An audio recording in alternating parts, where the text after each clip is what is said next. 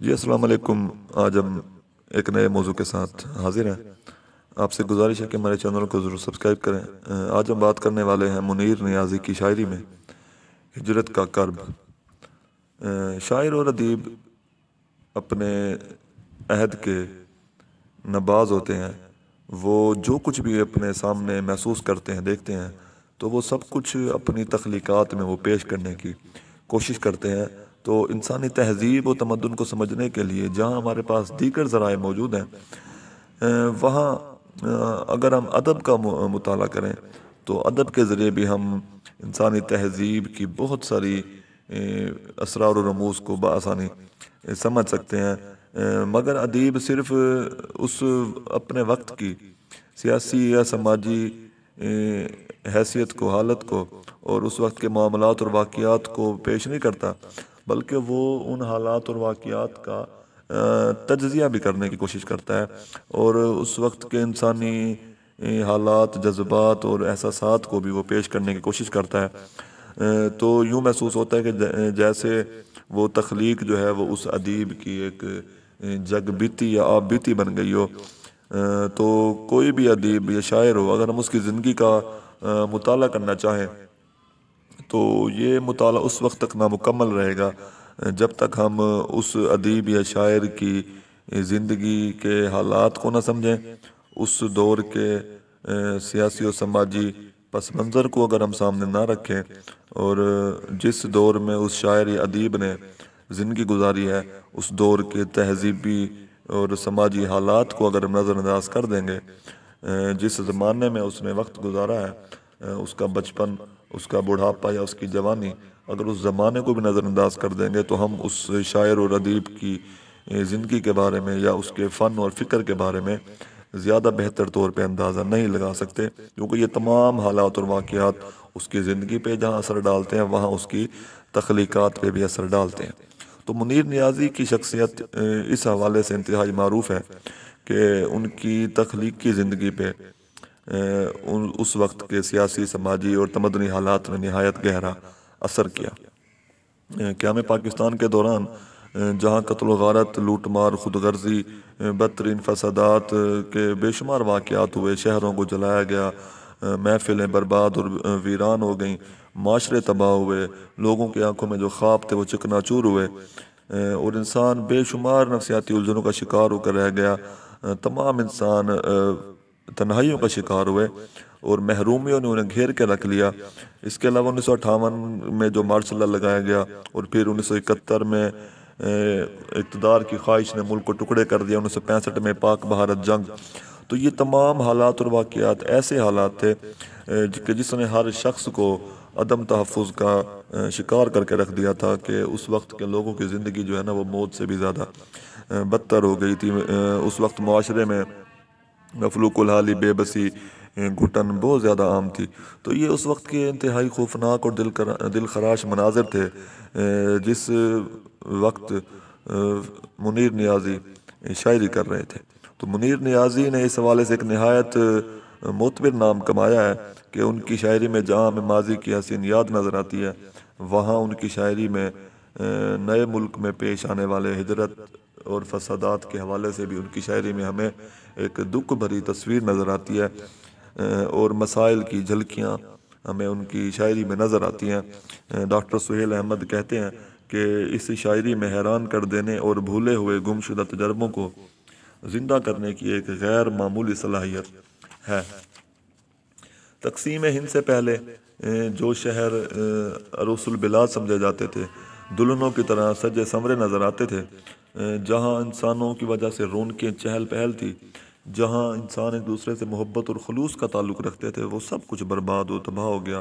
لوگ ایک دوسرے کے خون کے پیاسے ہو گئے، ایک دوسرے کو لوٹنے لگے، لوگوں کی عزتیں محفوظ نہ رہیں اور شہر کو ویران کر دیا گیا اور ان کو تباہ کر دیا گیا۔ تو منیر نیازی اس حوالے سے کہتے ہیں کہ ویراں ہے پورا شہر، کوئی دیکھتا نہیں، آواز دے رہا ہوں کوئی بولتا نہیں۔ تو پاکستان بننے کے بعد لوگوں کو تباہ کر دینے والے مناظر نے منیر کو اپنی گرفت میں لے لیا اور ان کے اوپر گہرا اثر کیا۔ انہوں نے کہیں پہ تباہ شدہ شہروں کو دیکھا، کہیں پہ خاک اور خون میں لتھڑی ہوئی بے گور و کفن لاشوں کو دیکھا، اور کہیں پہ انہوں نے لوٹے ہوئے قافلوں کو دیکھا، تو ان کی شاعری میں ہمیں یہ تمام باتیں نظر آتی ہیں۔ تو منیر نیازی کہتے ہیں کہ سن بستیوں کا حال جو حد سے گزر گئیں، ان امتوں کا ذکر جو رستوں میں مر گئیں، کر یاد ان دنوں کو کہ آباد تھیں یہاں گلیاں جو خاک و خون کی دہشت سے بھر گئیں۔ تو جو لوگ ہجرت کر کے آئے تھے اور اپنی جان اور مال اور عزت و آبرو کی قربانی دے کر سنہری مستقبل کی امید میں آئے تھے کہ نئے وطن میں جائیں گے تو ہمارے تمام مسائل حل ہو جائیں گے، مگر آزادی کے بعد بھی ان کے مسائل نے ان کی جان نہ چھوڑی، اور وہ آزادی کی جو صبح تھی وہ دراصل ان کے لیے غلامی کی رات سے بھی زیادہ بدتر ثابت ہوئی، اور انہیں خوشی و غمی دن رات اور مایوسی اور نا امیدی کے جال میں وہ جکڑے گئے۔ تو منیر نیازی یہ سارا منظر دیکھ رہے تھے، تو انہوں نے کہا کہ سارے منظر ایک سے اور ساری باتیں ایک سی، سارے دن ہیں ایک سے اور ساری راتیں ایک سی، یعنی کہ اس وقت کے جو حالات ہیں وہ غلامی سے بھی بدتر ہیں، یعنی غلامی اور آزادی آج کے دور کے انسان کے لیے یکساں ہیں اور برابر ہے۔ تو ہجرت کے واقعات نے منیر نیازی کی شخصیت پر اس قدر اثر کیا تھا کہ ہمیں ان کی شاعری میں جو عناصر نظر آتے ہیں وہ سارے کے سارے عناصر دراصل خوف، موت، طلسم، مافوق الفطرت عناصر، ویرانی، آسیب، وحشت اور شہر اور اجڑے ہوئے شہر وغیرہ کے حوالے سے وہ عناصر نظر آتے ہیں۔ منیر نیازی کہتے ہیں کہ آنکھوں میں اڑ رہی ہے لٹی محفلوں کی دھول، عبرت سرائے دہر ہے اور ہمیں دوستو ایک آسیب لرزاں مکانوں میں ہے، مکیں اس جگہ کے سفر پر گئے۔ تو تقسیم برصغیر کے بعد جہاں بے شمار مسائل نے جنم لیا، پریشانیوں نے جنم لیا، ان میں اس وقت کا ایک سب سے بڑا مسئلہ جو تھا وہ بے روزگاری تھا، کہ اس مسئلے نے اس وقت کے نوجوان طبقے کو نہایت ہی متاثر کیا، پریشان کیا، اور وہ ذلیل و خوار ہو کے رہ گئے۔ تو منیر نیازی کہتے ہیں کہ پھرتے ہیں مثل موج ہوا شہر شہر میں، آوارگی کی لہر ہے اور ہمیں دوستو تھکے لوگوں کو مجبوری میں چلتے دیکھ لیتا ہوں، میں سب کی کھڑکیوں سے یہ تماشا دیکھ لیتا ہوں۔ یہ بات درست ہے کہ انہوں نے اپنی ذات کے گرد اور اپنی شاعری کے گرد ایک جادوئی اور طلسمی شہر بنایا ہوا تھا، اور ان کی زندگی ایک پراسرار زندگی گزری ہے، مگر انہوں نے پھر بھی اپنی شاعری میں حقیقتوں کو یکسر طور پر نظر انداز نہیں کیا، کیونکہ وہ ایک سماجی حوالے سے وہ ایک نہایت ہی باشعور انسان ہے اور ایک شاعر ہے۔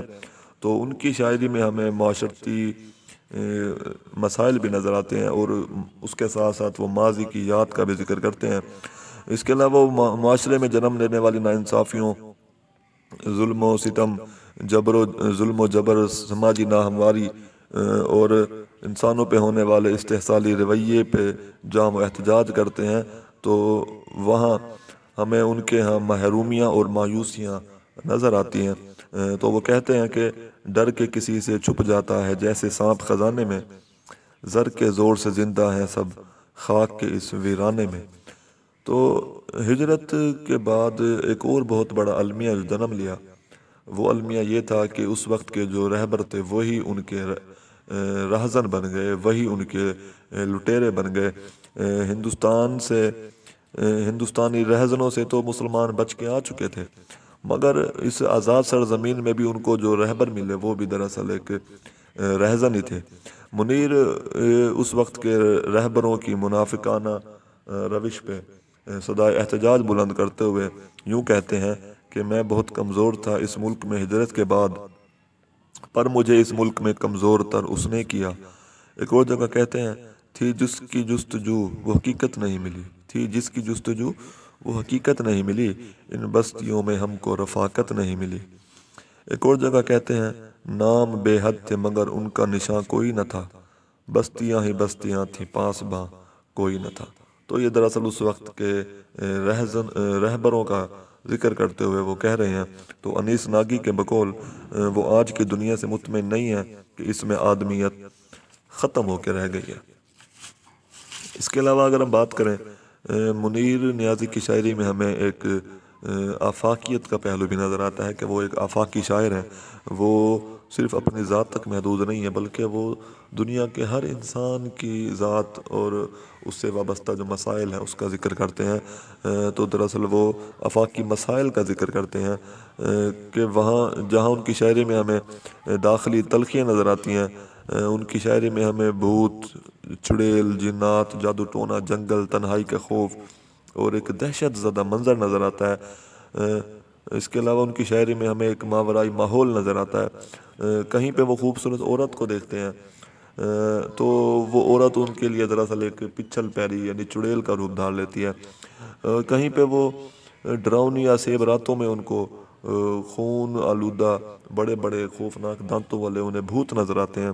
اور کہیں پہ وہ ویران شہر کو دیکھتے ہیں تو انہیں موت کی آواز سنائی دیتی ہے. تو یہ دراصل انسانوں کو لاحق جو مسائل تھے، پریشانیاں تھیں، یہ ان کا ذکر کرتے ہیں، اور انسان کے آفاقی مسائل کا کرب ہمیں ان کی شاعری میں نظر آتا ہے. مشہور نقاد جو ہے سلیم الرحمن، وہ کہتے ہیں کہ منیر نیازی کی شاعری کی جو 3 بڑی اہم علامتیں ہیں وہ ہے ہوا، شام اور موت. اگر اس کی توجیہ پیش کی جائے تو اس کی توجیہ ہو سکتی ہے کہ منیر نیازی کا جو بچپن ہے وہ جس علاقے میں گزرا ہے، ہو سکتا ہے کہ وہاں پہ جنات یا جادو ٹونے اور بھوت پریت کا بہت زیادہ عمل دخل ہو، اور منیر نے اپنا بچپن خوف و ہراس میں گزارا ہو، اور انہوں نے شروع سے ہی ایسے رشتوں کے درمیان زندگی گزاری ہو جو کہ ان سے مخلص نہیں تھے یا ستیلے رشتے تھے. ستیلے بہن بھائی ہوں یا ماں باپ ہوں، ان سے محبت کی امید رکھنا ایک بیوقوفی کی بات ہے. چنانچہ یہی خوف اور یہی ڈر جو ہے وہ منیر نیازی نے بچپن سے دیکھا، اور یہ سب کچھ ان کی شخصیت کا حصہ بن کے رہ گیا. تو وہ اپنے بابا کو آواز دیتے ہوئے ایک نظم میں کہتے ہیں کہ میرے بابا تم کہاں جا رہے ہو، خدا کے لیے اتنا تیز نہ چلو، بات کرو میرے بابا، اپنے ننھے بچے سے کوئی بات کرو، نہیں تو میں گم ہو جاؤں گا، رات تاریک تھی باپ وہاں نہیں تھا. ڈاکٹر سلیم اختر منیر نیازی کی شاعری پہ تبصرہ کرتے ہوئے کہتے ہیں کہ منیر نیازی نے جنگل سے وابستہ علامات کو اپنی شاعری میں خوبصورتی سے استعمال کیا ہے. انہوں نے جدید انسان کے روحانی خوف اور نفسی کرب کے اظہار کے لیے چڑیل اور چیل ایسی علامات استعمال کی ہیں. منیر نیازی نے حقیقت میں جس طرح کے خوف کا اظہار کیا ہے وہ خوف دراصل ہمارے اجتماعی لاشعور میں ازل سے موجود ہے، اور یہ خوف اور وسوسہ ایسا ہے جو کہ شروع سے ہی انسان کے دماغ میں موجود ہے، مگر باہر والے جو لوگ ہیں وہ اس خوف کو نہیں دیکھ سکتے. یہ خوف مگر ہمارے اندر موجود رہتا ہے اور جس سے بچنا یا فرار ہونا ممکن نہیں ہے. مگر منیر نیازی صرف اپنے داخلی حد تک خوف کا شکار نہیں ہے، بلکہ گرد و پیش کے جو حالات اور واقعات ہیں اور اس وقت کے جو سیاسی اور سماجی صورتحال اور ربطری ہے وہ انہیں اور بھی زیادہ عصبی کیفیت میں اور ڈر خوف میں مبتلا کر دیتی ہے. مثال کے طور پہ کہتے ہیں کہ مکان میں قید صدا کی دہشت، مکان سے باہر خلا کی دہشت. تو منیر کیونکہ تقسیم برصغیر کے وقت بے شمار تباہ شدہ بستیاں اور شہر دیکھ چکے تھے، اور انہوں نے منافقت بھرے خوفناک چہرے بھی دیکھے تھے، اور وہی چہرے ان کا پیچھا کرتے رہے ہیں. تو یہی بات ان کی شاعری میں ہمیں نظر آتی ہے کہ دیکھیں ہیں وہ نگر کہ ابھی تک ہوں خوف میں، وہ صورتیں ملیں کہ ڈر جائے آدمی. تو ان کی شاعری میں دراصل گھر، بستی، وطن اور گلیاں وہ ایک ہی حوالے کے طور پہ نظر آتی ہیں. ان کے لیے بستی اور گلیوں کا بسنا دراصل کسی گھر کے آباد ہونے کے مترادف ہے، مگر وہ تباہ شدہ بستیاں دیکھ چکے تھے، اس لیے ان کے ہاں جو گھر کا آباد ہونا ہے وہ بھی بہت زیادہ مشکل ہے. تو وہ کہتے ہیں کہ مکان ہے قبر جیسے لوگ خود بناتے ہیں، مکان ہے قبر جسے لوگ خود بناتے ہیں، میں اپنے گھر میں ہوں یا کسی مزار میں ہوں. ان کی شاعری میں ہمیں رات، سائے، بلائیں اور جنگل جا بجا نظر آتے ہیں. ان علامتوں کے ذریعے دراصل وہ اپنے داخلی کیفیات کا اظہار کرتے ہیں اور معاشرتی اقدار کی پامالی اور تباہ حالی پر وہ تبصرہ کرتے ہوئے نظر آتے ہیں. کہتے ہیں کہ عجب رنگ رنگی قباؤں میں تھے، عجب رنگ رنگی قباؤں میں تھے، دل و جان جیسے بلاؤں میں تھے. اور ایک اور جگہ پہ کہتے ہیں کہ پر اسرار بلاؤں والا سارا جنگل دشمن ہے. تو منیر کیونکہ زندگی کی حقیقت کو اور موت کی حقیقت کو بخوبی سمجھ چکے تھے اور ان کا نقطہ نظر بدل چکا تھا، تو ان کی شاعری میں ہمیں جو موت ہے وہ ایک نئے انداز میں نظر آتی ہے. اور ان کے نزدیک جو موت ہے، موت کی محفل ہے، وہ رونے اور آہو پکار کے بغیر، یعنی عورتوں کے بیان کرنے کے بغیر وہ ادھوری ہے. کہتے ہیں کہ بیان کرتی عورتیں رون کے ہیں موت کی. تو منیر نیازی کی شاعری میں ہمیں ایک باغیانہ انداز بھی نظر آتا ہے. وہ سزائے احتجاج بھی بلند کرتے ہیں اور کہتے ہیں کہ اس شہر سنگ دل کو جلا دینا چاہیے، پھر اس کی خاک کو بھی اڑا دینا چاہیے. چمک زر کی اسے آخر مکان خاک تک لائی، چمک زر کی اسے آخر مکان خاک تک لائی. بنایا ناگ نے جسموں میں گھر آہستہ آہستہ، منیر اس ملک پر آسیب کا سایہ ہے یا کیا ہے کہ دستک تیز تر ہے اور سفر آہستہ آہستہ. دراصل منیر نے اپنی شاعری میں ایک ایسا خیالی شہر آباد کرنے کی کوشش کی ہے کہ جہاں قافلے گم ہوتے ہیں، جہاں مکانوں کو تباہ و برباد کیا جاتا ہے، جہاں پہ ایک خوفناک پر اسرار جنگل موجود ہے جس میں جنات، بھوت اور چڑیلوں کا قبضہ ہے، جہاں پہ وحشی ناچتے ہیں اور جہاں پہ عورتیں جو ہیں وہ بیان کرتی ہیں، اور وہ پورا شہر جو ہے وہ بلاؤں سے اور چڑیلوں سے بھرا پڑا ہے. سلیم اختر کہتے ہیں کہ منیر نیازی نے اشعار کی صورت میں اپنے لیے جداگانہ قریہ آباد کیا ہے. اس بھید برے قریۂ خیال میں منیر نیازی اپنی شاعری کے ساتھ زیست کرتا رہا، مگر ان کی شاعری میں ہمیں کہیں کہیں پہ رجائیت اور امید کا بھی عنصر نظر آتا ہے. کہیں کہیں پہ وہ امید کے لہجے میں اور امید کے بھرپور شاعری بھی کرتے ہیں. کہتے ہیں کہ رات اتنی جا چکی ہے اور سونا ہے ابھی، اس نگر میں ایک خوشی کا خواب بونا ہے ابھی. شکریہ.